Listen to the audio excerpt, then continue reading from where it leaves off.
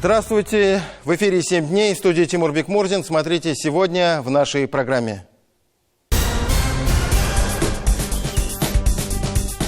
Без этого постановления даже те, которые хотели вакцинироваться, они раздумывали. Сколько у вас в коллективе процентов на отношении прививки? 100%. Обязательная вакцинация от ковид, быть или не быть? Как действует обязательность у соседей и к чему это привело? Эмне шушы зданиені қарап шығар үшін 5 миллионнан артық ақша керек. Работа над ошибками, аварийные сельские школы закрыть или отремонтировать.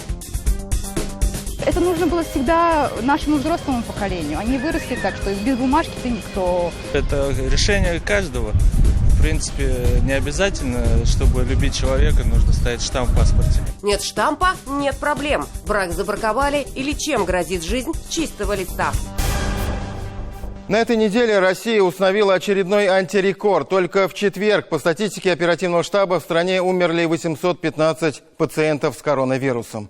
Это новый максимум с начала пандемии, хотя месяц назад эта печальная статистика была более 700 человек за сутки. Общее число умерших, по данным на пятницу, достигло почти 170 тысяч человек. Количество заболевших за весь ковидный период превысило 6,5 миллионов человек. Как видим, счет идет уже на миллионы, сотни тысяч, сотни. И я сам уже сбился со счета, в который раз мы начинаем программу «7 дней» именно с этой темы. В 100-й раз подчеркиваю, остановить счет на смертельном табло поможет только вакцинация. Сегодня мы продолжим знакомить вас с опытом российских регионов по борьбе с инфекцией. На сегодня существует небольшой набор подобных мер, так или иначе уже апробированных в Москве, ограничения по распространению инфекции и ведение обязательной вакцинации различных категорий граждан. В Татарстане, напомню, официально ничего такого нет, хотя по факту существует в том или ином виде. А вот в соседней Йошкар-Оле есть именно официально, есть постановление главы республики. Во-первых, вакцинации подлежат работники огромного количества сфер. Торговля, салоны красоты, косметические, спа-салоны, массажные салоны, солярии, бани, сауны, физкультурно-оздоровительные комплексы, фитнес-клубы, бассейны, общественное питание, клиентские подразделения финансовых организаций, многофункциональные центры, транспорт общего пользования, такси, образование, здравоохранение, социальная защита и социальное обслуживание, жилищно-коммунальное хозяйство и энергетика, культурные, выставочные, просветительские учреждения, детские игровые комнаты, детские развлекательные центры, детские лагеря, торгово-развлекательные центры, театры, кинотеатры, концертные залы. И это еще не полный список. То есть мы видим, что в Марий-Эл серьезно взялись за дело именно на законодательном уровне. Еще месяц назад регион был на 5-м с конца в стране месте по вакцинации. Сегодня ситуация совершенно иная. К тому же там не ограничились лишь этими мерами. Из Йошкар-Олы Михаил Любимов.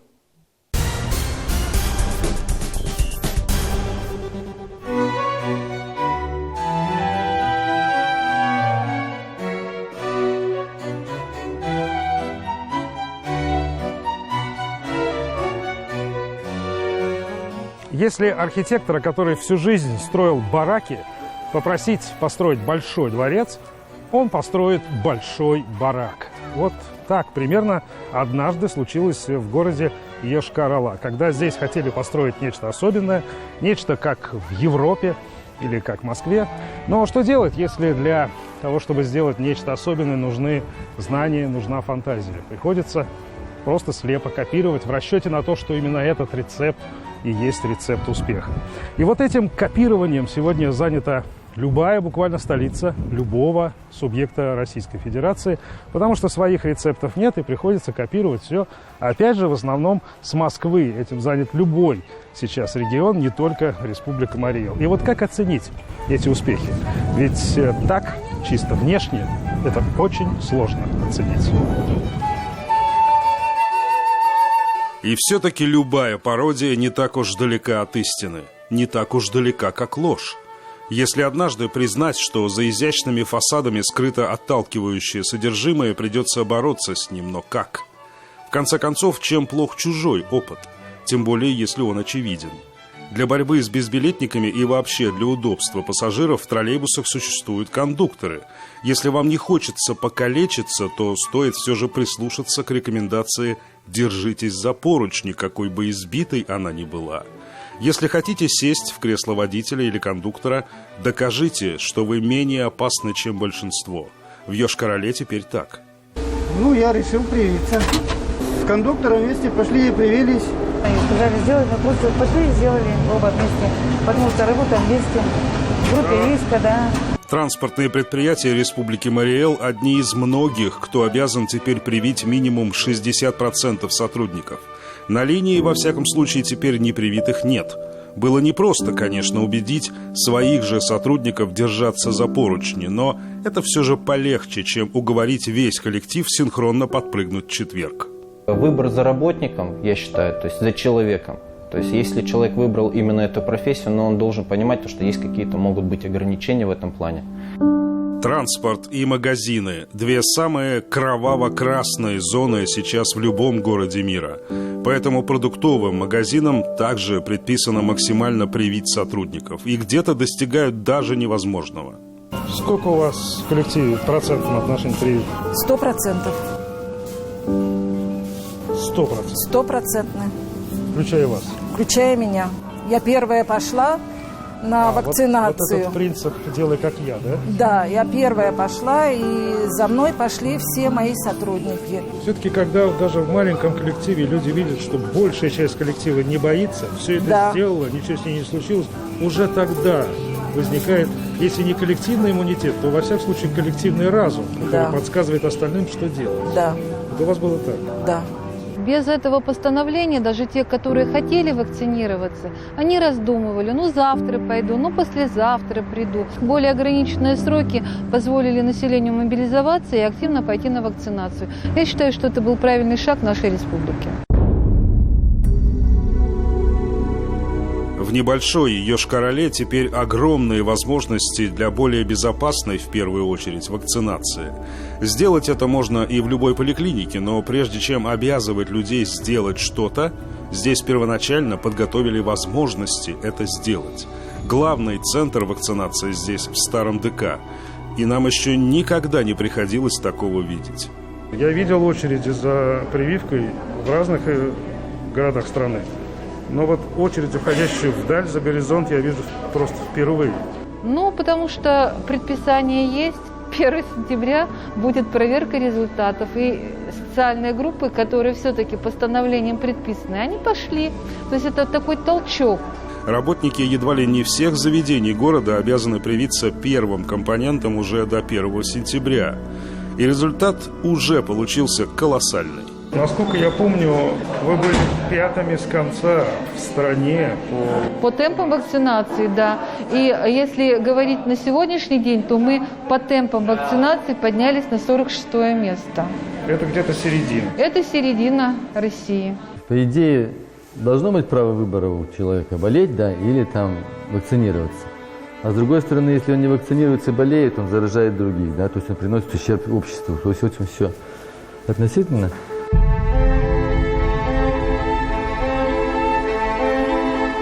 То самое место, обитатели которого все, от медсестры до больного, меньше всего сомневаются в необходимости вакцинации.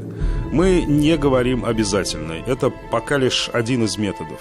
А вы не успели, и у вас сомнения были насчет прививки? Я как-то не сориентировался еще по этому поводу. А вот если бы сейчас если бы не заболели, на сегодняшний день с вашим сознанием, вы бы как отнеслись? Наверное, привился. То есть, заболев, вы, наверное, уже не хотели бы больше болеть? Не понравилось заболевание? Болезнь-то нехорошая, конечно, да.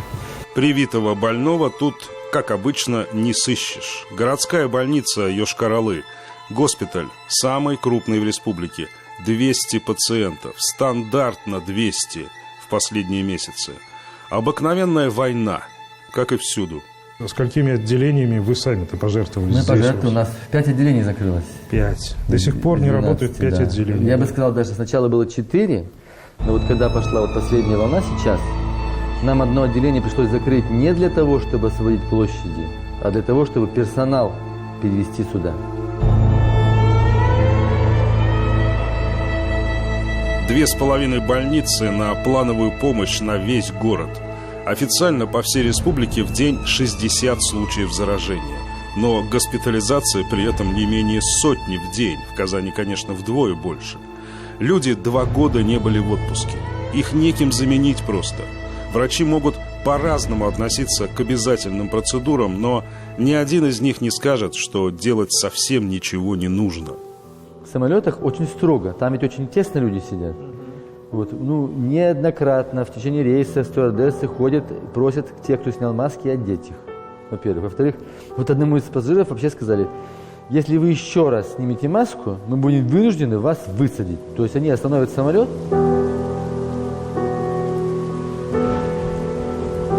Вот это наше общество, этот самолет, да? Конечно. Почему? А стюардесса — это государство, которое как бы говорит людям: уважайте друг друга, да? Подобием такого самолета в Йошкар-Оле в летний период стали пока лишь торговые центры. Они работают, но закрыты фудкорты, если у них нет отдельного входа. А у них нет. Из других ограничений запрет на нахождение в ТЦ несовершеннолетних без сопровождения взрослых, то есть родители должны контролировать ношение масок детьми. Все эти меры непостижимы для большинства и жутко непопулярны. В медийных источниках, доступных каждому, не найти им одобрения.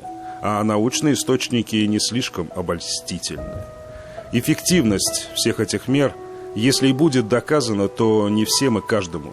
Каждому до сих пор не доказано даже само существование угрозы. Мир стал слишком антинаучен и излишне эгоистичен для того, чтобы заметить, сколь многие из нас уходят в тень. Кто-то не видит, а кто-то не хочет видеть. Вот так и наши регионы. Один не видит, другой предвидит. У нас ведь страна-сказка такая, да? У нас очень любят сказочный исход. Страна как-будто, да, вот как-будто. Вот как-будто у нас была эпидемия, как будто мы ее победили. Как будто вот я ношу маску, да, а сам ее снимаю при любых обстоятельствах. У нас вот страна как будто. Поэтому, к сожалению, пока люди не поймут, что это все на самом деле, это настоящее, будут определенные сложности. Мы можем критиковать, громить, осуждать эти вполне себе в чем-то жесткие меры в Йошкар-Оле. Но и отметка за артистизм будет тоже низкой. Признание болезни – первый и огромный шаг на пути к выздоровлению. В нашей стране, в стране как-будто, это, возможно, самый трудный шаг. Время уходит, люди уходят.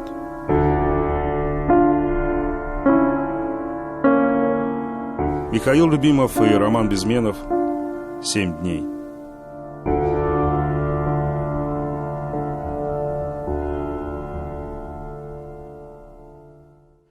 Наш сюжет, который вышел в прошлой программе о прекращении деятельности 15 малокомплектных школ в Кукмурском районе, вызвал огромный отклик среди зрительской аудитории и в кабинетах чиновников. После выхода репортажа в эфир руководство района приехало в деревню Капка, где закрыли школу на 26 учеников, на встречу с гражданами. Сегодня мы решили продолжить разговор на эту тему, ведь, несмотря на пандемию, старт нового учебного года через 2 недели. У нас около 40 тысяч школ в Российской Федерации. Некоторые из них находятся в аварийном состоянии. Они, конечно, должны быть не просто приведены в нормальное, нормативное состояние. Нужно строить новые школы. И таких школ у нас в стране должно быть построено где-то 1300. И если ваша школа находится в аварийном состоянии, то у вас должна быть построена именно новая школа. Эти слова президент России Владимир Путин сказал 30 июня в ходе прямой линии с гражданами. Более того, глава государства пообещал, что в скором времени проблема аварийного состояния школ будет полностью решена. Причем приоритет будет отдаваться именно сельским школам. Мы уже привыкли к тому, что Татарстан по многим показателям, как правило, впереди остальных регионов и по вопросам образования в том числе. Но, как говорится, на всякого мудреца довольно простоты. После трагедии в 175-й гимназии в Казани были проведены массовые проверки во всех школах республики. Цель – выявить, как в учебных заведениях предусмотрены меры антитеррористической защищенности. Это оправданно и жизненно необходимо. Увы, не все сельские школы прошли эти проверки. Нет сигнализации, звукового оповещения. Во время проверок выявили явные недоработки властей на местах. Это отсутствие канализации и систем водоотведения в школах, старые двери и окна и многое другое. Одни районы в короткие сроки начали исправлять ошибки прошлых лет, другие не нашли иного выхода, чем просто взять и закрыть учебное заведение. Эльзира Юзаева продолжит.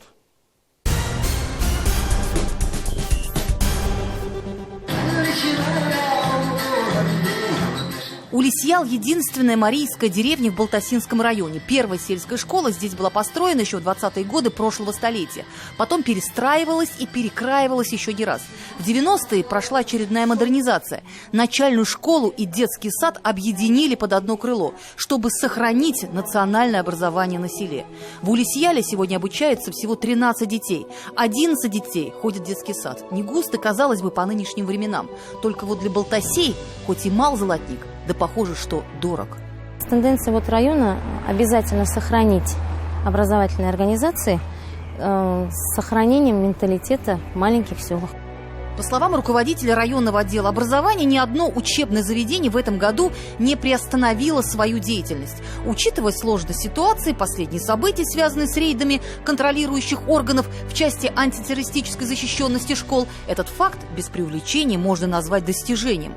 С перезагрузкой справился и Кайбицкий район. Практически во всех образовательных объектах уже установлены системы освещения, оповещения. На эти непредвиденные расходы район выделил свыше 1 миллиона рублей.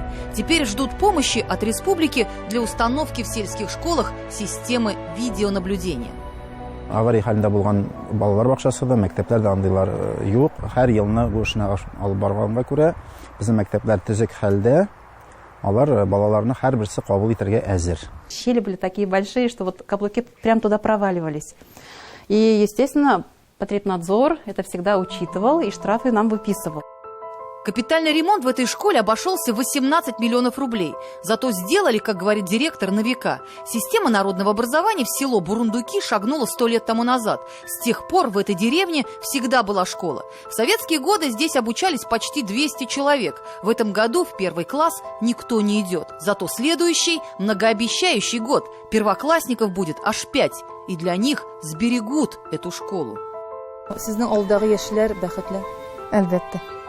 Әлбәттә, һичшиксез бәхетле. Авылдагы түгел, гомумән безнең бөтен район җирлегендә шундый матур мәктәпләр, матур садиклар ремонтланган, яңача ремонтланган эшләп киләләр. Кая барсак та, без бик шат. Большое крепкое село, ухоженная территория, а на двери замок. Это малокомплектная сельская школа в деревне Тырыш. 1 сентября, увы, не откроет свои двери школы, которая в этом году должна была принять 14 детей. То, что это здание не соответствует санитарным нормам, понятно даже не специалисту. Вопрос в другом. Почему не была проведена работа над ошибками, когда экзаменаторы на них указывали каждый год? Эта начальная школа в деревне Тырыш в Кукмарском районе не выдержала проверку на прочность. Таких заведений, которые, как выяснилось, только в этом году работали в аварийном состоянии, в районе насчитали аж 15 штук. Это школа, где нет системы канализации и водоотведения, где недостаточно крепки стены, крыши, окна, двери. Работа их приостановлена до исправления всех ошибок. Но из этого лабиринта времени, похоже, что выйти никому не удастся. Бүгенге көндә менә шушы зданиены карап чыгар өчен шактый 5 миллионнан артык акча кирәк. Бүтән таләпләрне туры китерер өчен пожарный буенча, санэпидстанция буенча һәм антитеррор куркынычсызлыгы буенча бүгенге көндә таләпләргә туры килми. Школа в селе Купка была реконструирована еще в 60-е годы прошлого столетия. За это время капитального ремонта не видела ни разу. Республика не выделяла средств, так как заявок от района на обновление филиалов начальных школ в Казань не поступало. Не зря же у татар говорят «Еламаган балага имщек туттырмыйлар». Если ребенок не плачет, его кормить не обязательно. Безнең Купка кадәр 27 балалы мәктәп бар микән ябылучы? Көкмара районында. Менә 27 бала килә. Менә 27 бала килә. Нишләп хәзер генә менә 90 ничәнче елда төзелгән детсадлар да бракка чыккан хәзер. Клубта икесе бер елда ниттеләр. 64нче елда салынган мәктәп. Моңарчы нишләп бердә каралмаган. Местный бюджеттан инде аңа аңхалык акчалар каралмаган. Безнең филиаллар бик күп бит ул бик күп. Аның кайсы версендә инде 2 генә бала укый, кайсында 3 генә бала укый. Но дөресен әйткәндә, ул инде район көченнән ремонтлап чыгып булмый инде аларны. Чем заслужили такое отношение жители кукмарских деревень, которых годами кормили обещаниями о новой школе, выжидая, когда старая исчерпает свой срок? Можно было бы сослаться на проблемы в демографии, да и тут ошибочка вышла. Практически во всех деревнях, где работали устаревшие по нынешним временам малокомплектные школы, уже который год фиксируется прирост населения. В деревне Купка почти 50 детей теперь будут ездить в школу в соседнее село. Автобусу придется делать каждый день туда и обратно по 3 рейса. Менә шушы баланы дамбага, остановкага, улы юлга мин аны ничек чыгарып җибәрәм? Шушы баланы сез күз алдына китерә аласызмы? Аркасынан сумка. Минем әби бабай юк. Мин эшкә чыгып китәм. Сәгать 8гә эшкә барып җитәсем бар минем. Бу баланы мин кемгә калдырам? Районные власти в попыхах пытаются исправить ошибки на местах. Уже постфактум, после закрытия школы, проходит деревенский сход. Законодательство позволяет родителю самому решать, где, когда и как будет учиться его ребенок. Государство же обеспечивает для этого все условия. В деревне обещают через 2 года построить новый образовательный комплекс. На реализацию проекта потребуется несколько лет и как минимум 50 миллионов рублей. 10% 5 миллионов из которых должны выделить инвесторы, работающие в деревне. Как говорится, лес рук. Монсына да инвестор булачак. Булачак. Кем соң? Кем булачак? Салмыйларды имит миндә шамыйбыз дип. Ничә ел сузып килгәнгә 2018да бушат ителгән юк. 2019да тагына бушат ителгән тагы юк. Хәзер тагын көккә ишанып торарга безгә нәрсә итеп торалар. Булмый инде. Булмагач ничә тәсен инде. Юк. Менә хәзер мәктәпне бу уку елында мәктәптә балалар килмәсә, 2нче елга ошабыз дисәләр, ул мәңгә ошалмый юк була. Менә бер әйттем бит инде, авыл менә шундый булганымы, яшьләр күп, җинесе балаша, 3-4 балаша һәр өйдә диярлек. Шушындый авылны битерсәләр, мәктәпне япсалар, авыл бетә бит инде кызлар. Өметле дигән сүздә сүздә генә сөйләү. Без бит инде ул сүзләрне күп ишеттек. Авыл халкы күп ишетте, шуңа күрә авыл халкының зары күп инде. Мәктәпне ябып китәрмен дип уйыма да кертмәгән идем. Мәктәп ябылыр, мин киткәндә дип. Менә шунысы кызганыч. Авыл халкы өчен бик зур инде бу. Фаҗига бу, әйе. Здесь прошла ее молодость, 30 лет педагогического стажа. Гульсина Закирова признается, что это были самые счастливые годы, когда в этих коридорах был слышен детский смех. А пока за окном решается судьба ее бывших и будущих учеников, которым она старалась привить одну истину. Не нужно ломать, чтобы строить. Человеческие отношения выше любых амбиций. Может ли районное руководство немного продлить жизнь тому, что есть, пока мечта о том, что будет, не станет явью? Эльзира Юзаева, Роман Безменов и Андрей Мохов. 7 дней. Итак, ровно неделю назад был погашен олимпийский огонь в Токио. Отзвучали слова благодарности нашим спортсменам, завоевавшим медали. Давайте еще раз посмотрим на этих ребят. Марта Мартьянова, золото в фехтовании на рапирах. Александр Красных, серебро в эстафете по плаванию. Волейболисты Максим Михайлов, Артем Вольвич и Валентин Голубев стали также серебряными призерами. Спасибо вам за эмоции, которые вы нам подарили. Настало время анализа успехов и неудач, и разработки и стратегии на перспективу уже следующих игр. Напомню, что времени на подготовку к ним остается мало. Всего 3 года вместо 4. И вот еще о чем хочется сказать. Эта Олимпиада проявила наше, скорее, потребительское отношение к спортсменам. Помните, как еще лет 20 назад имена олимпийцев знала вся страна, от школьников до пенсионеров. Да что имена, их знали в лицо, им посвящали песни. Сейчас же мы хотим некого красивого шоу, где непременно должны стать победителями. А тех, кто не справился с противником, многие диванные критики, как на арене древнего Колизея, еще в ходе соревнований отправили на растерзание в комментариях. Забывая о том, что уже само попадание в олимпийскую сборную достойно уважения, что большинство спортсменов начинают свой путь в спорте с раннего детства и часто на алтарь достижений они приносят и свое здоровье. Несмотря на молодой возраст нынешних олимпийцев, они отпахали своей профессии уже по 15, а то и 20 лет. И поверьте, большинство спортсменов выступает не за премиальные, а за то, чтобы наша страна называлась еще и сильнейшей спортивной державой. Татьяна Тимошенко продолжит. Кто из вас смотрел Олимпиаду? Я. А кто хочет стать чемпионом? Я. До мечты у этих девчонок как минимум 10 лет упорного труда на тренировках, соревнований, разочарований и побед, чтобы только попытаться взойти на спортивный Олимп. Блеск токийского золота Марты Мартьяновой, выпускницы Казанской школы фехтования, за последнюю неделю отозвался шквалом звонков от тех, кто хочет стать как она.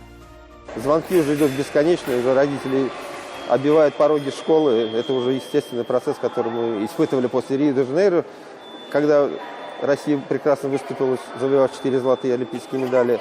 А сейчас 3 золотые, но уже есть и наши представители, это тоже увеличивает в разы популярность нашего вида спорта. Герои спорта настоящие гимны писали и пели своим спортсменам еще не так уж давно. Потом вроде бы и подзабыли, если не мотивы, то слова. И только сейчас, во время этих Олимпийских игр, мы вновь смогли прочувствовать эту драму на пути к победе. Дебютантка Олимпиады, 22-летняя фехтовальщица из Казани, домой вернулась как герой. Во время решающего боя Марта получила травму ноги, разрыв 3 связок. На данный момент я нахожусь дома, лежу, никуда не хожу пока. Восстанавливаюсь по мере возможности, хожу, лечу ногу, а так занимаюсь другими важными делами для меня. Это такие приятные хлопоты, подготовка к свадьбе, там те дела. А так после Олимпиады это просто нереальное ощущение. Ты каждый вечер, каждое утро просыпаешься, засыпаешь с этими мыслями, задаешься вопросами, что ты олимпийская чемпионка, и до сих пор я в это поверить не могу. А в Казани тем временем разрабатывают концепцию строительства настоящего дворца для фехтовальщиков. Школа, которой исполнилось 55 лет и которая внешне никак не отличается от типичной постройки, преобразится и станет больше в 2 раза. Финансирование разделят республика и один из крупнейших предпринимателей страны Алишер Усманов. До Олимпийских игр уже шло обсуждение, переписки и документы подписаны определенные. Но после этой золотой медали мы все сами ощущаем, насколько этот процесс пошел быстрее.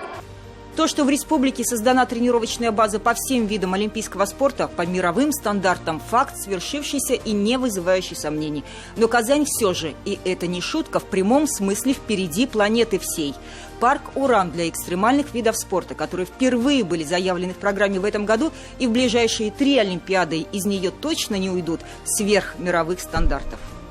Казань стала каким-то эпицентром экшн-спорта, потому что парк, по-настоящему не то чтобы лучший в России, он, скорее всего, лучший в мире, потому что я сколько не путешествовал раньше, не искал себе площадки для тренировок, но вот это самое лучшее, самое классное. Уже через месяц будет открыта и часть парка под крышей. Сезон тренировок будет круглогодичным, и здесь же финалист Токио продолжит подготовку к играм в Париже. Базой для подготовки сборной России по водному поло к следующей Олимпиаде может стать и казанский клуб «Синтез». Идут переговоры, решение будет принято осенью, об этом сообщил министр спорта Татарстана. 3 казанских спортсмена представляли клуб на играх в Токио, и среди них Мария Полякова. Чтобы участвовать в соревнованиях и выступать за свою страну, Мария покинула США, где жила и училась, и 2 года назад переехала в Казань. Свою, хоть и неофициальную награду из Токио она привезла пока что в виде ювелирного колье. То, что я пробилась в финал, это тоже достижение, но на нем я не хочу останавливаться и говорить, что вот я попала в финал и все, это и так круто. Нет, я буду дальше стараться и работать, и надеюсь, что, конечно, не хочу загадывать, но надеюсь улучшить результат в дальнейшем. То, что путь к Олимпу начинается из крупных спортивных центров, один из мифов. Тот же Ирик Ризаев начинал с самодельных трамплинов и допрыгался через несколько лет до невероятного по красоте и уровню взаимодействия организаторов акции проезду по стенам Казанского Кремля. В поселке городского типа богатые сабы с населением, сравнимым с количеством жителей городского комплекса новостройки 9 тысяч человек, и своя школа фехтования, и одна из лучших школ по стрельбе. Ее тренер Юрий Алексеев, начинавший работу на общественных началах, подготовил 2 участников Олимпиад. Из Лондона в 2012 году его воспитанник Василий Мосин привез бронзу. Зеля Батрашина стала дебютанткой игр в Токио и настроена на Париж. Я никоим образом не сортирую детей. Этот одаренный, этот неодаренный. Вот. Их уже потом, как говорится, разделяет спорт потихонечку. То есть, кто более одаренный, идет выше. Из небольшой Бугульмы и Александр Красных представляет клуб водных видов спорта «Синтез». В республику он привез серебряную медаль как участник эстафеты. Для него Токио – это уже 2-я по счету Олимпиада. Результат по сравнению с Рио-де-Жанейро улучшил, но об успешности выступления в Токио говорит все же осторожно. Если рассматривать Олимпиаду как соревнование, где нужно зарабатывать медали, то да. Если же рассматривать Олимпиаду как основной старт, на котором нужно показывать максимальный результат, то нет. Но среди спортсменов ходит такая присказка, что на Олимпиаде не нужно быстро плыть, на Олимпиаде нужно первым коснуться. Вот эта последняя фраза не случайна. Составляющих победы гораздо больше, чем самих Олимпийских колец. Они выступили достаточно успешно, но при этом не совсем удачно.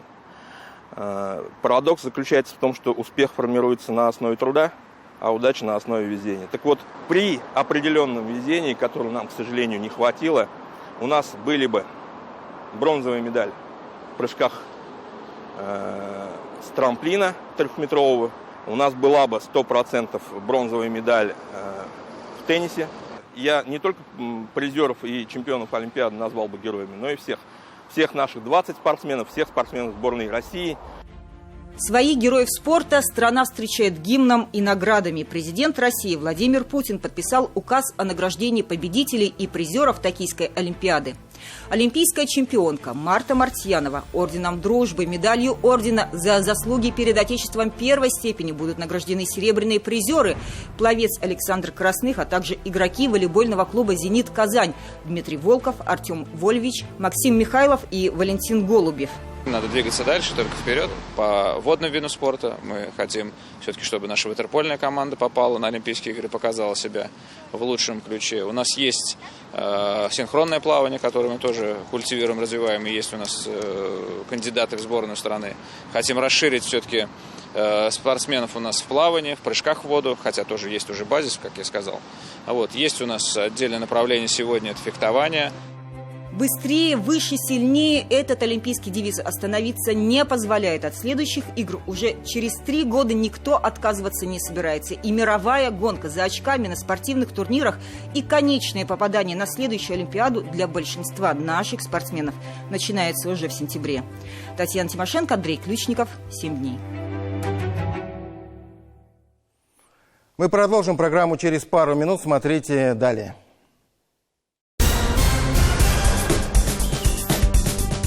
Это нужно было всегда нашему взрослому поколению. Они выросли так, что без бумажки-то никто. Это решение каждого. В принципе, не обязательно, чтобы любить человека, нужно ставить штамп в паспорте. Нет штампа – нет проблем. Брак забраковали или чем грозит жизнь с чистого листа.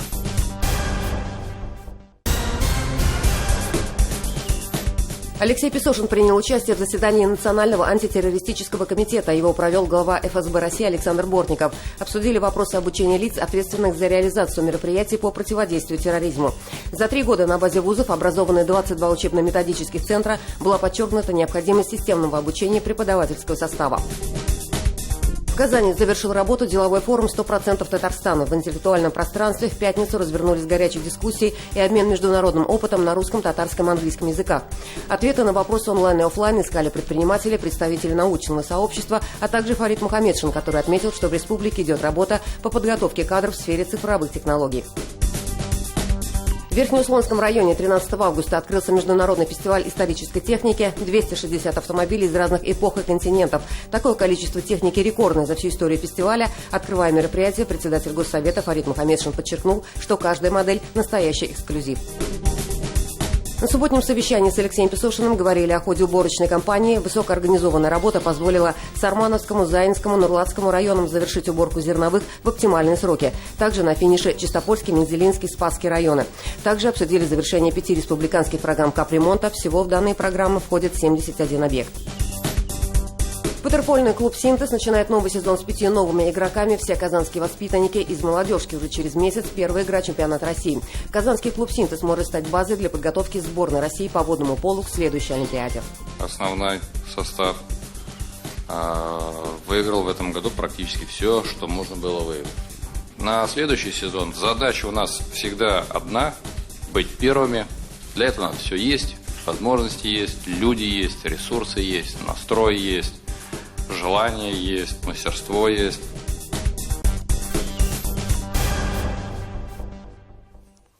Продолжаем программу «7 дней». Завершилась регистрация кандидатов в депутаты Государственной Думы России, и на следующей неделе стартует агитационная кампания в средствах массовой информации. По словам директора Фонда исследований проблем демократии Максима Григорьева, в России на протяжении последних лет увеличивается партийная конкуренция. Мы видим, что в избирательной кампании принимает участие 86% от всех партий. При этом на выборы в Госдуму зарегистрированы 14 партий, сообщил Григорьев во время проведения круглого стола, организованном экспертом Институтом социальных исследований по теме «Итоги выдвижения, конкуренция, факторы успеха, перспективы обновления». На росте количества участников избирательной кампании, по мнению Григорьева, положительно сказывается работа избирательных комиссий, которая стала комфортной и удобной для партий. Вместе с тем, в связи с нововведениями появляются и новые вопросы. Считать ли, например, информацию в социальных сетях агитацией СМИ? И когда наступает день тишины, если голосование будет проходить в течение 3 дней?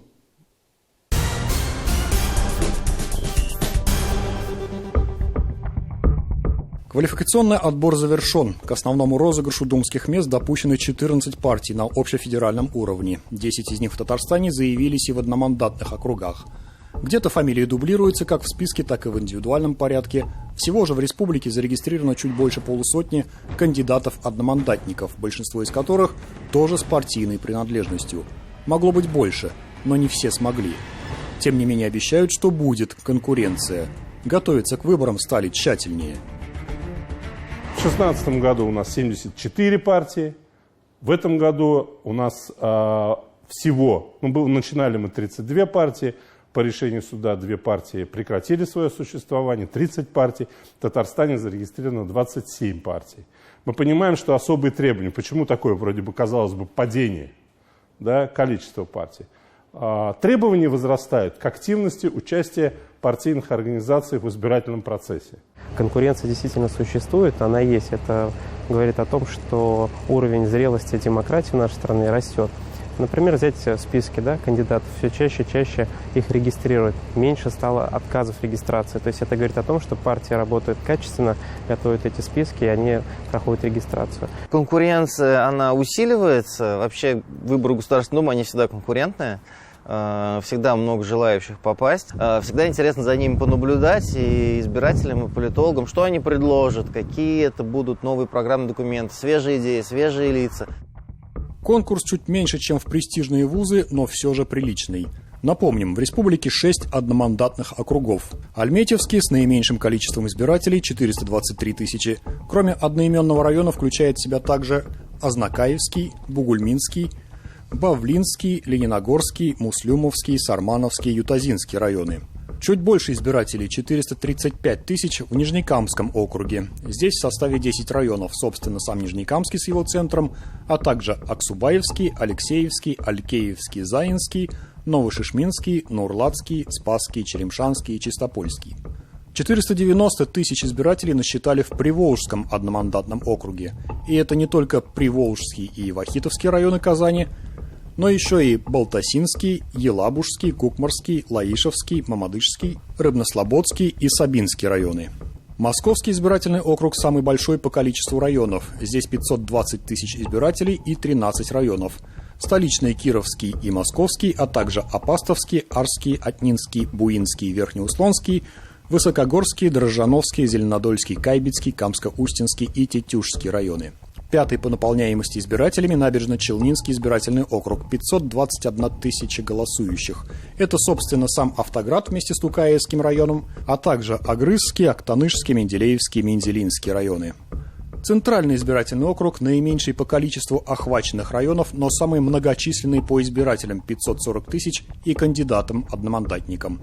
Сюда входят Авиастроительный, Новосавиновский и Советский районы Казани, а также Пестричинский и Тюлечинский районы республики. За индивидуальный мандат здесь будут бороться 10 партийцев от «Единой России», КПРФ, ЛДПР, «Справедливой России» и «Патриотов за правду», Российской партии пенсионеров за социальную справедливость, Коммунистов России, Новых людей, Яблоко, Партии Роста и Гражданской платформы. Последняя, кстати, представлена только здесь, в Центральном одномандатном округе. Коммунисты России не стали претендовать на мандат в Нижнекамском округе, а яблочники в Набережно-Челнинском. По остальным одномандатным округам партийные представительства одинаковые. Это вся парламентская четверка, а также партия предпринимателей, пенсионеров, коммунистов-оппозиционеров коммунистам, фруктовый блок Явлинского и совершенно новые в избирательной кампании люди. Кстати, о людях новых в этой избирательной кампании. Депутат сельского поселения в Высокогорском районе, участник процедуры праймерис 2019 года, юрист Тимур Кокоха считает, что тон в политической конкуренции теперь задают регионы. Именно в местных парламентах стали появляться представители партий, которых пока еще называют непарламентскими. И если говорить о субъектах Российской Федерации, то парламенты субъектов, мы видим, что там как раз-таки формируются новые фракции, новые политические силы приходят во власть, участвуют в предвыборной гонке и побеждают. Но я думаю, что так скажем, четверка, крепкая четверка, она примет, так скажем, свою политическую когорту, новые политические силы, новые политические партии, которые будут наравне с ними конкурировать уже в новой Государственной Думе Российской Федерации. И некоторые партии уже взялись за наглядную агитацию. Небольшие наблюдения показали, что на этой неделе на улицах Казани чаще всего можно было увидеть плакаты партии пенсионеров и «Единой России». Реже встречались представители КПРФ и ЛДПР. Обещают, что скоро их станет больше. Причем идеи вроде и схожие, но призывы противоположные. Одни выступают за, другие против. Пенсионеры, например, за молодежь, а молодые против пенсионной реформы.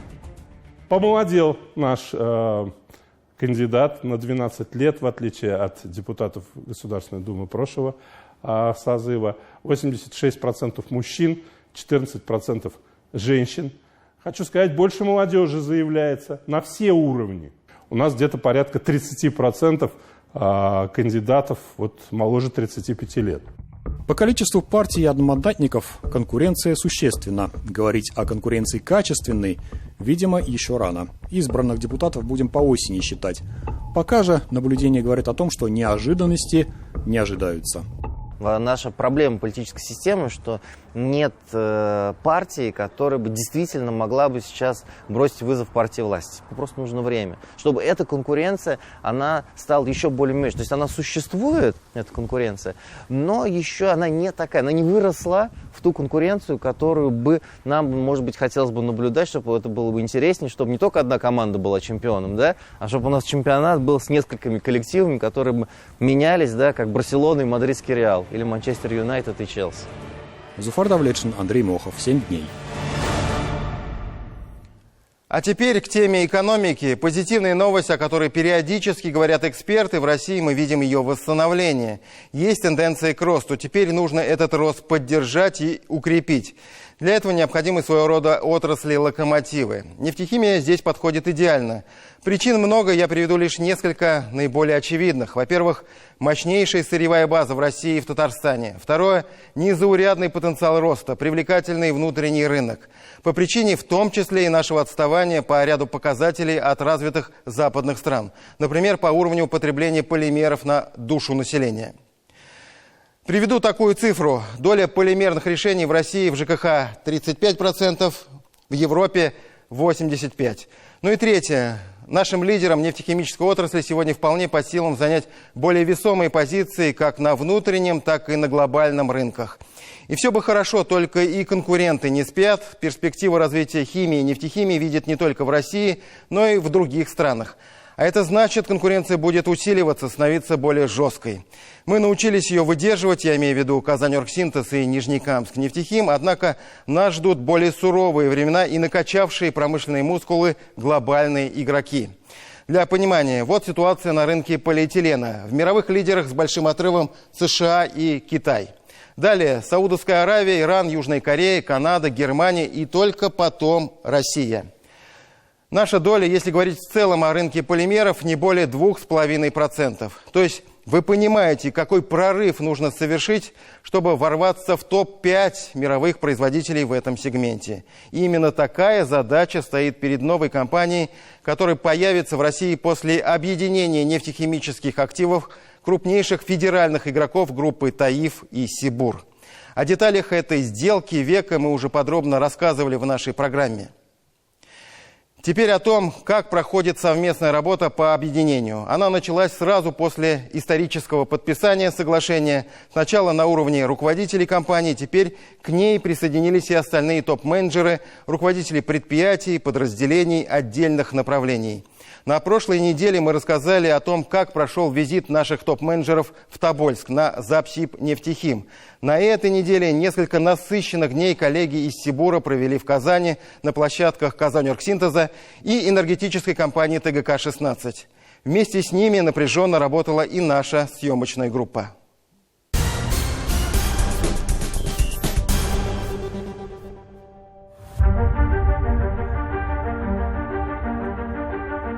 Такие разные и такие похожие одновременно. Две крупнейшие нефтехимические компании России, Таиф и Сибур, объединяются. И это тот случай, когда 1 + 1 равно не 2, а 3, 4 и даже 5. Такая вот занимательная арифметика. Вы спросите, как такое возможно? И возможно, и более чем реально. Объединение не только номинально усиливает, увеличивает две и без того мощные промышленные группы. Фактически речь идет о появлении на рынке нового игрока. Даже не федерального, а международного масштаба. Согласно планам Таифа и Сибура, объединенная компания должна войти в топ-5 ведущих мировых производителей полимеров. Будет активно присутствовать на экспортных рынках, куда уже давно проторили дорожку и Нижнекамск нефтехим, и Казаноргсинтез, и Запсибнефтехим. А сейчас будет возможность кардинально усилить свои позиции и за рубежом, и тем более внутри России. Отечественный рынок становится еще более интересным. С одной стороны, за счет огромного потенциала роста, с другой, за счет появления принципиально иных возможностей для модернизации производств, снижения удельных затрат. Объединение – это и новая реальность, и новые возможности. Кому, как не им, это понимать, управленческим командам Таифа и Сибура. На раскачку времени нет от слова совсем. Короткие приветствия, чай, кофе и сразу к делу. В любое время, пожалуйста, любые вопросы сразу, можно перебивать, наверное, как-то там что-то переспрашивать и прочее. С первых докладов становится понятно, что выдержать жесткий регламент крайне сложно, практически невозможно. Особенность в том, что мы производим все марки полиэтилена. И хотя тон более чем доброжелательный, и вопросы все по делу, дискуссии затягиваются и становятся жаркими. Это для непосвященных все это китайская грамота, специалисты быстро находят общий язык. Заканчиваем реконструкцию реактора Б. В течение года она как коррелирует в зависимости от конъюнктуры рынка? Практически никак не коррелирует. Производство промышленных газов было, вы про них рассказали. Если можно, потом, с отдельным фокусом. Коллеги, я приношу свои извинения. Мы очень сильно выбились из регламента.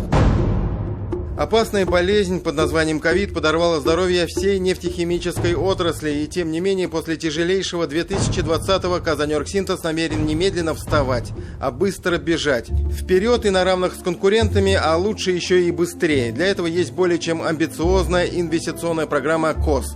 Если учитывать все проекты, в том числе такие масштабные, как строительство Казанского газоперерабатывающего завода и строительство Казанского нефтехимического комплекса к 2030 году, можно говорить о росте выручки и, соответственно, отчислении налогов в несколько раз по отношению к текущим показателям. Цель основная же какая? Попробовать найти синергии, где мы друг другу можем быть полезны. Коллеги, когда приезжали в Тобольск, тоже что-то подсмотрели, тоже интересовались производственной системой, цифровыми инструментами. Мы вот сегодня обсуждали предиктивную аналитику. Да, у «Казань-Оргсинтез» одна система используется, у нас другая. Я вижу отличие как возможность. И, конечно, главное эту ценность ухватить, понять, структурировать и сделать из этого 2 + 2 = 5. Задача поставлена от наших акционеров. Это создание крупного, наиболее конкурентного игрока, который должен войти в топ-5 нефтехимических гигантов, мировых гигантов. Да? И поэтому, выбирая лучшее с точки зрения возможности правильно распределять сырьевые потоки, воспользоваться лучшими, сильными практиками обоих сторон на операционную эффективность, вопросы логистики. И мне кажется, это очень хорошая история. В расширенной команде Сибура, которая с ответным визитом приехала в Казань, специалисты разного профиля, есть и руководители предприятий, входящих в нефтехимический холдинг, директора отдельных направлений в области информационных технологий, промышленной безопасности, энергетики, экологии и так далее. Юлия Попова в компании отвечает за очень важный фронт работы. Она занимается вопросами управления имуществом, а также отвечает за подготовку к реализации сделок. Для нее сейчас наступила самая горячая пора. Процесс объединения двух крупнейших компаний Сибура и Таифа входит в решающую фазу. Мы понимаем, что есть, например, интересные решения на наших предприятиях, на наших очистных сооружениях, но точно так же видим, что и коллегам с «Казань-Оргсинтеза» есть чем поделиться, и они гордятся этим, и мы разделяем эту гордость, потому что действительно видим, что это соответствует тому, что они делают, и лучшим мировым практикам. Цех по периметру 2 километра, поэтому, чтобы успевать, наверное, придется очень быстро перемещаться. Очистные сооружения «Казань-Оргсинтеза» – гордость предприятия, но цель обхода с коллегами из Сибура все-таки больше не демонстрация достижений, а скорее предметный разговор на тему, как и что можно улучшить в работе. Поэтому быстрой экскурсии не получается. Возле каждого объекта остановка и детальный разбор полетов. Ну и для бетона, коррозион, соответственно, да, оборудование уже нужно не такой требовательности. Это не то, что кто-то кому-то задает много вопросов. Здесь мы просто обмениваемся своими, как сейчас говорят, лучшими практиками, нашими знаниями. Коллеги абсолютно открыты были на Запсибе нефтехимии, и мы задали очень много вопросов, получили максимальные ответы. Они были полностью открыты. Сейчас они точно так же приехали на «Казань-Оргсинтез». Они приехали очень большой командой. Мы учимся друг у друга, и мы учимся вместе учиться. Мы создаем новые практики для ведения бизнеса, для ведения производства. Сессия вопросов и ответов продолжается непосредственно на производственных площадках «Казань-Оргсинтеза» и других предприятий группы «Таиф». И цель не только в том, вернее, даже не столько в том, чтобы увидеть, что работает воочию, в том числе и действуют современные, прошедшие модернизацию установки, а в том, чтобы обменяться опытом, лучшими практиками. Поэтому все очень заинтересованы, открыты, заинтересованы в конечном результате, а он в том, чтобы стать еще лучше, сильнее, успешнее. Объезд основных производств позволяет до деталей погрузиться в тему промышленной политики «Казань-Оргсинтеза». Коллеги с интересом осматривают объекты снаружи и обязательно заходят внутрь, чтобы непосредственно от специалистов узнать и записать, как организованы процессы.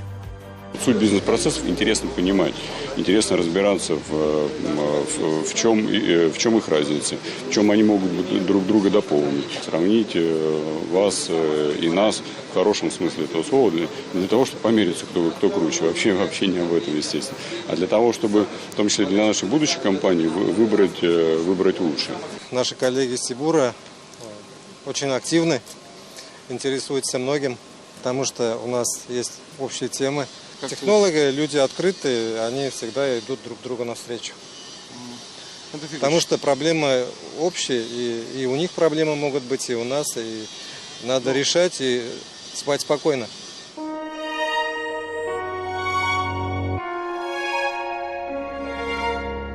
Энергетика и курс на развитие собственной генерации для группы «Таиф» с некоторых пор приоритетное направление, и на этом пути были свои сложности и трудности, но он себя полностью оправдал.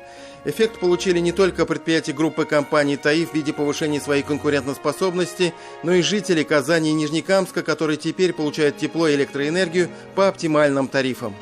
Если бы мы, допустим, вот эти мероприятия не выполнили, то сейчас стоял бы вопрос вообще о глубокой убыточности этой станции.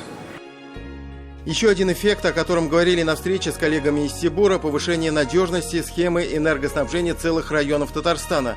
В энергетике это, пожалуй, ключевой показатель. И очень важно, что эти системные решения ТАИФа в энергетике реализованы в тесном содружестве с другими участниками – государством, правительством, региональными властями, сетевой компанией, системным оператором. И вот эти как раз практики работы вместе, когда решается проблема надежного энергоснабжения не то, что, допустим, предприятий там, Татнефти или группы ТАИФ, а решаются проблемы надежного энергоснабжения целых энергорайонов, Казанский, Нижнекамский. И вот именно вот это мы с удовольствием показали для наших коллег. И поверьте, это большущая работа. Вот, то есть то, что с момента, когда предприятие получило 3 независимых ввода, не было ни одного останова. Перед нами сейчас стоят задачи и программа большая, которую мы реализуем в Тобольске по повышению надежности. И как раз элементы этой программы уже сделаны здесь или в Нижнекамске. Вот, и коллеги с удовольствием с нами делятся. Казанская ТЭЦ-3, станция 3Э. Одна из самых эффективных, экономичных и экологичных. Интерес к энергетическим объектам ТАИФа со стороны Сибура неподдельный и профессиональный. Да, компания нефтехимическая, но мы все понимаем, что нефтехимия – отрасль энергоемкая и энергозатратная. Поэтому технологии энергетической эффективности, они приоритетны и для ТАИФа, и для Сибура. За более чем 10 лет кропотливой работы ТАИФу удалось не только модернизировать станции, которые в свое время были выкуплены у Татэнерго, но и приступить к строительству новых с нуля для нужд собственных предприятий. ПГУ ТЭС Нижнекамский мощностью 495 мегаватт. И ПГУ-250 в Казани, последняя, возводится ударными темпами на площадке недалеко от Казань-Оргсинтеза. Ее посетили и коллеги из Сибура.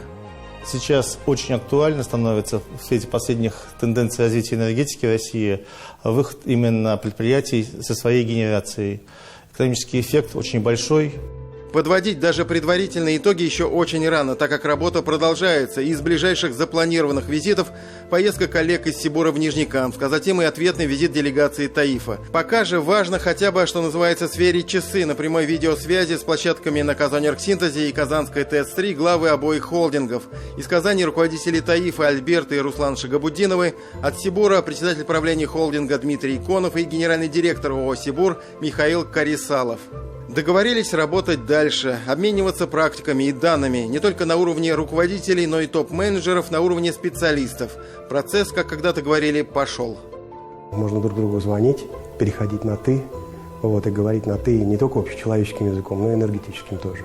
Вот, мне кажется, что вот это как раз уже сделано и налажено. И на самом деле является едва ли не самым главным. Тимур Бекмурзин, Андрей Ключников, Владислав Поташников. 7 дней.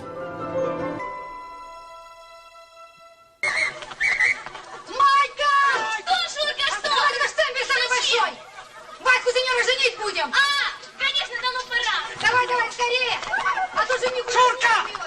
Не смей! Помните этот яркий эпизод советского кинофильма? Герой Виктора Павлова на протяжении всей картины придерживается единственной мысли: паспорт должен быть чистым от штампов, а жизнь свободной от стереотипов. И вот, спустя почти 50 лет мы к этому пришли. Штампы о браках, разводах и наличии детей не будут больше ставить в паспортах россиян. Такое решение было принято согласно постановлению правительства России, подписанному премьером Михаилом Мишустиным. Казалось бы, идем к упрощению и к полной цифровизации. Все меньше бумаг, лишних печатей. Разве это плохо? Однако решение властей уже успело осудить общественность, которая окрестила постановление антисемейным. Оказалось, что штамп для россиян – это не просто квадратная печать, это символ скрепленных уз. А если его нет, ты вроде как и не женат или не замужем вовсе. К тому же, как теперь молодой незамужней девушке проверить, не состоит ли ее кавалер в законном браке, если не заглянуть в паспорт? Или есть ли у твоей новой знакомой дети? Нововведение породило и массу юридических и практических вопросов. Как доказать свое материнство или отцовство, если не иметь при себе свидетельства о рождении? Пустят ли в больницу к собственному мужу, когда у вас разные фамилии? И могут ли возникнуть проблемы при оформлении юридических сделок? В деталях разбиралась Диляра Юсупова.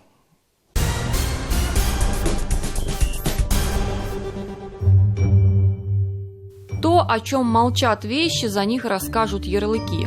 Что ты, как ты, из чего ты и для чего ты. То, о чем молчат люди, за них расскажет их собственная бирка. Мини-книжка со всеми данными. То самое, читая его как открытую книгу, приобретает все более выпуклое значение. А вот то, о чем паспорт говорил, штамп всегда кричал. Теперь этого крика не будет, но появился другой – о помощи. Общественность взволнована.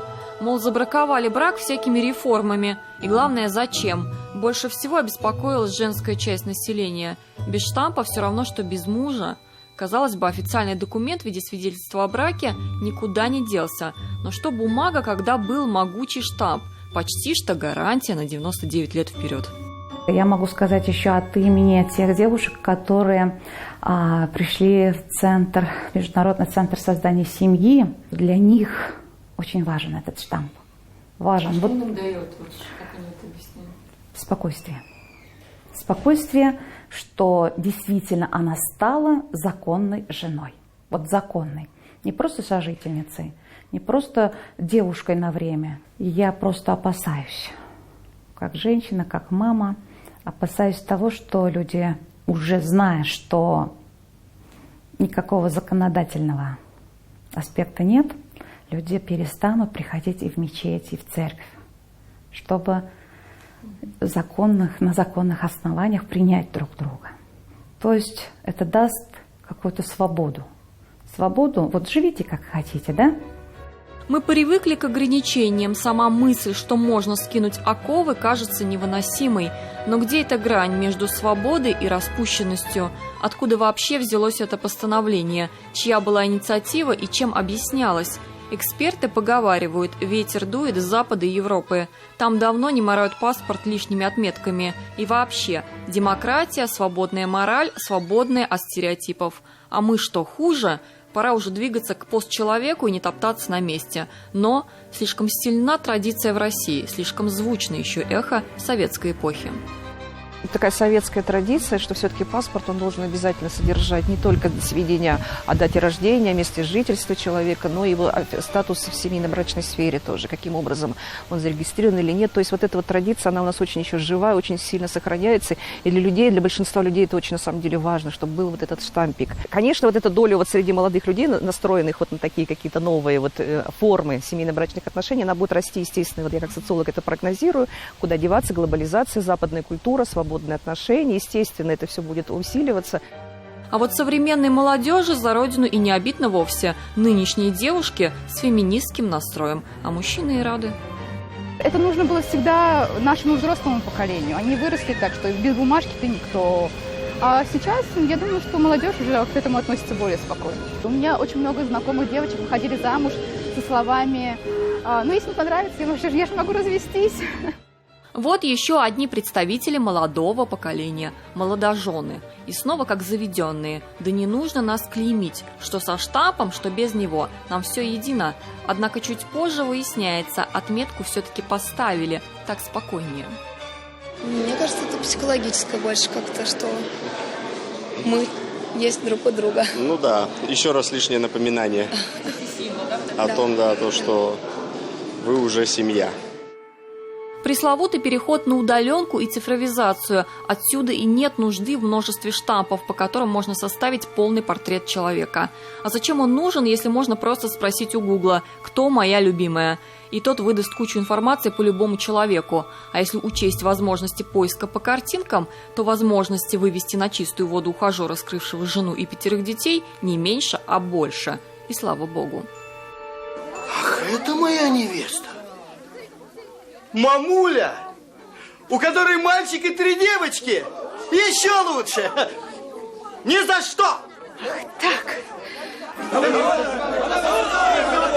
Я согласен! Согласен! Уговорили! Он согласен! Отпустите молодого! Итак, у нас теперь нет возможности узнавать информацию из паспорта, но осталась одна другая, единственная возможность определить на глаз. Глядитесь в эту толпу. Сможете ли вы навскидку определить, кто из них в официальном браке, кто холост, а кто разведен?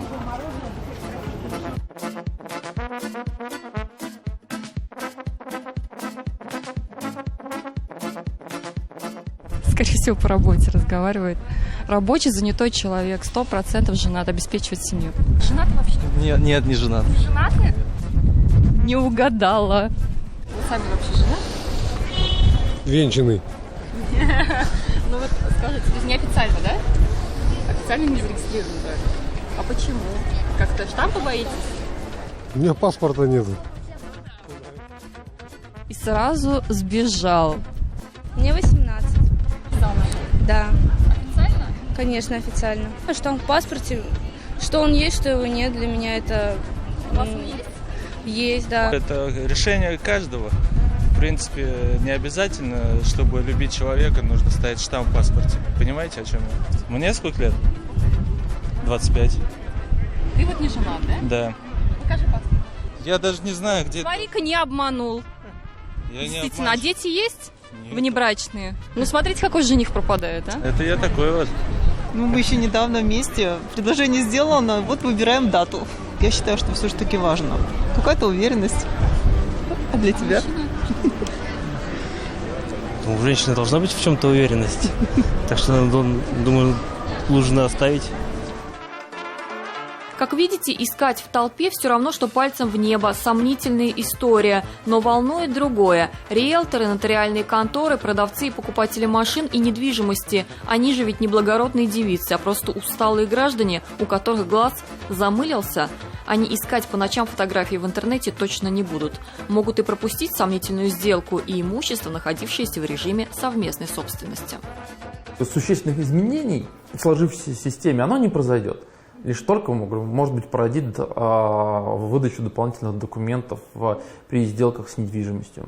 Потому что это является наиболее проблемным моментом, когда необходимо четко знать, состоит ли человек в браке или не состоит. Или, например, количество детей у человека, то есть был ему выписан материнский капитал, или использовал ли его. Но это в любом случае сейчас заказываются справки из пенсионного фонда. Если мы так возьмем вообще ситуацию, что такое штамп в паспорте? Это не правоустанавливающий какой-то документ, то есть как свидетельство о рождении. Например, то, что в паспорт вписан ребенок, это никак не узаконивает существование этого ребенка и не является его документом установления личности. Но для уполномоченных органов это может играть определенную информационную составляющую. А вот если вас остановили на улице с собственным ребенком, и вы не можете это доказать, тут уж ничего не поделаешь, придется бежать за свидетельством о рождении. Но такие случаи единичные. В основном печать остается лишь психологической меткой, которой мы помечаем любимого человека, чтобы ощутить его окончательно своим. Правда, есть загвоздка, что если штамп – магический оберег от измен, равнодушия и безответственности, то лучше его и не ставить, потому что все равно не сработает. Диляра Исупова, Андрей Мохов, Роман Безменов, Андрей Ключников. 7 дней. И на этом у нас все. Всем наилучшие пожелания, счастья, добра. Встретимся через неделю. До свидания.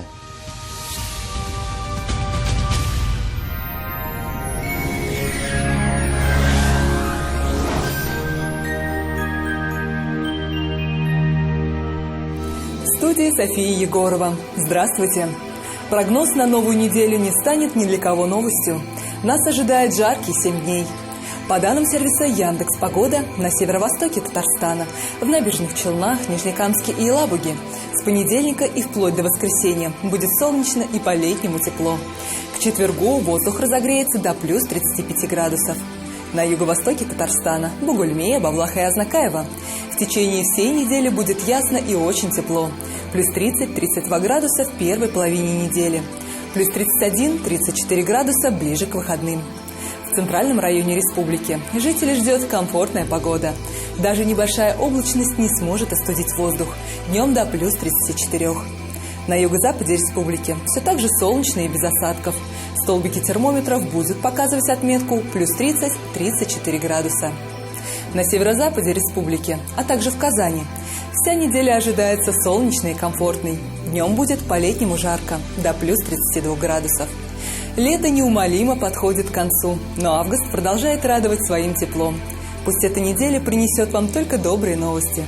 На этом наш выпуск завершен. Более подробный прогноз погоды смотрите ежедневно на ТНВ. До свидания.